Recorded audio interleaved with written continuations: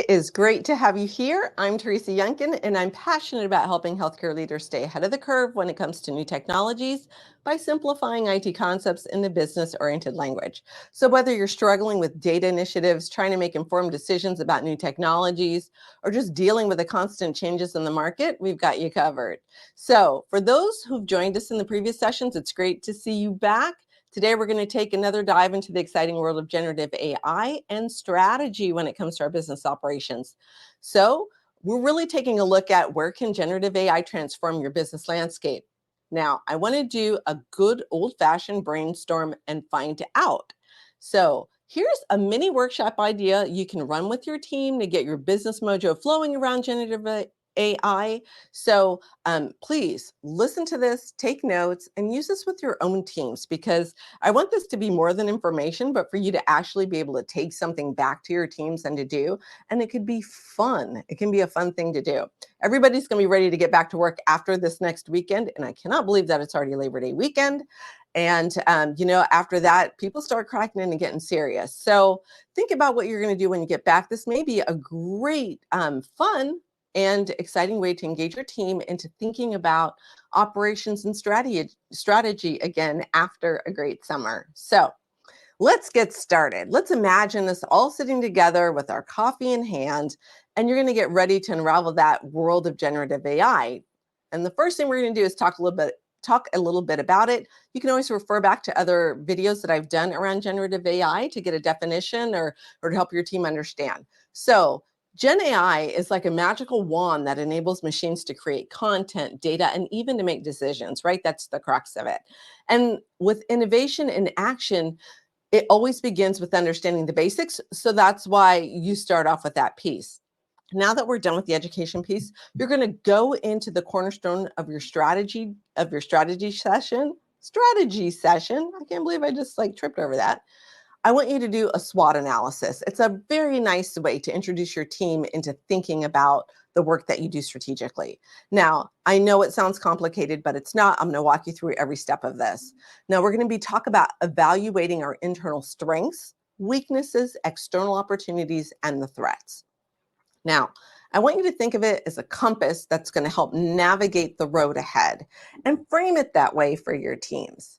So the first thing that you're going to talk about are your strengths, right? Those are your PowerPoints. What are your expertise, your resources, and even your existing AI infrastructure or your IT infrastructure? The big question that you're really looking to answer here is how can generative AI boost the strengths that we have to take us to new heights? Number two, your weaknesses. Now, every journey has its bumps, and it's about recognizing where we might need a little bit of a push. And when I say a little bit of a push, I mean one of the weaknesses that many organizations have is we've always done it this way. We've tried innovation and it hasn't worked. We've always failed. Well, let's sit down and take a different look at it. And we will say, do we have skills and gaps or resource shortages for this AI integration? Your goal here is to smooth these wrinkles out before you even dive in. This will give your team a good sense of comfort that you know what you're talking about and that you value what they have to say. And let me tell you, there's usually gold in those conversations. Opportunities. Let's picture the open doors ahead, right? So if you could do anything that you want, we're looking at market trends. We're looking at emerging technologies. We're looking at all the different things that are happening right now. How can AI grab those opportunities and lead your team to innovation? Lastly, the threats. Again, a threat is not a barrier. It's an opportunity for you to see a way to protect yourself. And just like a seasoned explorer, you need to identify the challenges that could be lurking around any corner. And in our world, what's lurking around the corners are regulatory hurdles, data security concerns. Those are just two, for example. Our job is to create a shield against these threats. Go to your boots on the ground people, to your first level managers, to anybody that you think is there, and ask them, what is a barrier to generative AI? When you're on your teams have such insight that's just really great to, like I said, to get these great knowledge nuggets and gold from. Now, once you have this discussion with your team, and I would encourage you to do it, maybe in half-hour chunks. Maybe you do it over 4 weeks. Maybe it's your weekly team meeting. Every week you're going to talk about something different to get people excited about it. If you have a larger swath of time, then go through it in an hour. However you want to do it. Break it up however. So let's go on to the decision making piece of this. Now you're going to need a matrix of some sort, and that's like crafting the recipe for your success. So let's talk about how we would do that. The first thing you want to do is you want to define your criteria, right? So you need to point out what really matters in this generative AI integration into your organization, right? Is it performance, cost, scalability, ethical considerations? Take those all into account and then start to rank them by importance. Then you're going to evaluate different AI solutions. So there are different AI solutions out there. I know we only hear of a few, but there are many companies who are taking AI and doing and creating plugins. They're creating other applications with it. So number one, are you going to be looking at an open source solution or a commercial solution?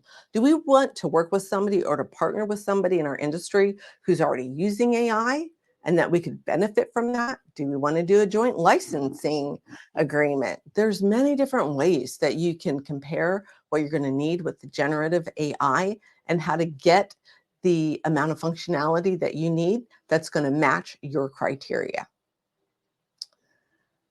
Then I want you to weight the criteria. Now, I want you to think of this as giving each area of consideration a different weight. It's really important that you do that. One of the things I love about statistics is that we weight things in math, right? The more important something is, the higher the weighting that you're going to give it. So that allows you to really compare apples to apples, right? Like, or I guess we could say things like, let's say oranges to oranges, but are we looking at oranges, tangerines, oranges, grapefruit, oranges? So we just need to make sure that we're weighting and looking at things in the same way. And finally, not finally, I always say this, you want to score your AI solutions. Now, each solution should get a rating, and the scores will help you to see the bigger picture. And when you're done doing those first 4 steps, what you need to do then is to implement some sort of decision. And this is where it all comes together, right? We just don't go for the highest score. It's not about that. It's about balancing everything in your ecosystem within your organization, outside of your organization. And you've done the good work before in steps 1 through 4 of taking emotion out of it and just looking at the data. So, right, look at budget, timelines, adaptability, right? Is your organization ready to adapt to this? All of these factors will help you make a very smart choice and get you on the road to using generative AI in the best way possible in your organization. So, as we dive into this world of possibilities, you're going to face some surprises, right? It just would not be a technology implementation if it didn't. And I will tell you the truth, if there's not a bump, there's something wrong. So it's just like hiking an unexplored trail, right? Um, Even though you get new views, and you will get new views when you go through this particular process, you will also find challenges at every turn. Now, remember, challenges are challenges. They are not stop dead gaps. Look at the challenge and see how to address them. Protect yourself. Now, if things start getting a little bit wild and out of control, always bring yourself back to the mission. Go back to that strengths, weaknesses, opportunities, and threats.